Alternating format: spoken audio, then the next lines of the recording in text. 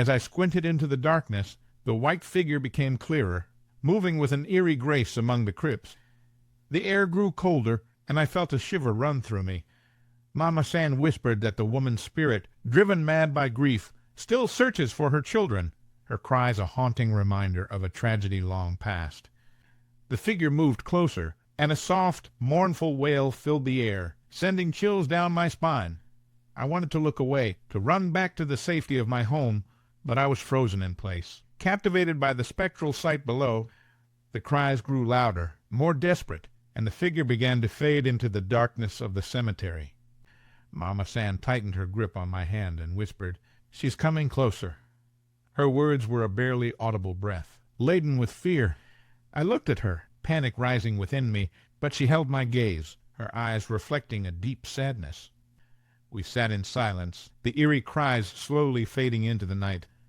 The air was thick with tension, and I could feel my heart pounding in my chest. Mama-san finally spoke, her voice trembling.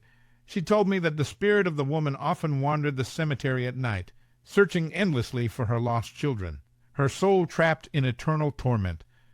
She said that many people didn't know her story and simply referred to her as the White Witch. This name, Mama-san explained, made the spirit angry, for she was not a witch, but a mother lost in grief.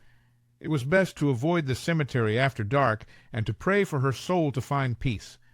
The sun had completely set by now, and the cemetery was shrouded in inky blackness, the only light coming from a few dim, broken lamps scattered along the main path.